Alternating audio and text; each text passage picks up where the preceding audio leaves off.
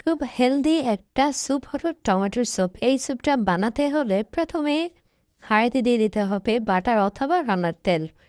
তো দিয়ে এবার রসুন কুচি দিয়ে রসুনটা খুব সুন্দর করে ভেজে নিতে হবে। রসুন কুচিটা যখন ব্রাউন কালার হয়ে আসবে তখন দিয়ে দিতে হবে টমেটোটা একদম কিমা করে কেটে নিতে হবে, একদম কুচি কুচি করে। তারপর দিয়ে দিলাম লবণ আর কালো গোলমরিচের গুঁড়া।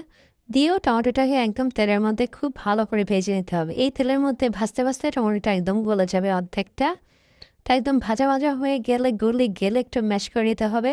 টমেটোটা সুন্দর করে গলে গেলে তারপর দিয়ে দিতে হবে একদম ফুটন্ত গরম পানি।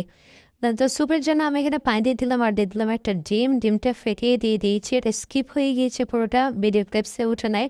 তবে এখানে আমি একটা ডিম দিয়েছি আর দিয়েছি মাশরুম, কুচি কুচি করে মাশরুমও দিয়ে দিলাম। তারপর একটা ফুটে উঠলে দিয়ে দিলাম ঠান্ডা পানিতে কর্নফ্লাওয়ারটা গুলিয়ে। তারপরে এখানে আমি দিয়ে দিলাম স্যুপের মধ্যে কর্নফ্লাওয়ার গুলে দিলে স্যুপটা একটু গাঢ় হয়, ঘনত্বটা বাড়ে। তো এই জন্য কর্নফ্লাওয়ারটা দিয়ে আরও দিয়ে দিলাম পেঁয়াজ পাতা কুচি ও ধনের পাতা কুচি দিয়ে। আর নামানোর আগে অবশ্যই একটু টমেটোর সস দিয়ে দিতে হবে, তাহলে সবটা আরেকটু বেড়ে যায়। তারপর একটু ঘনত্ব আরেকটু হয়ে গেলে তারপর এটাকে নামিয়ে ফেলবো। এভাবেই সহজেই তৈরি করা যায় টমেটোর স্যুপ। গরম গরম শীতের দিনে কিন্তু টমেটোর স্যুপ খেতে বেশ ভালোই লাগে।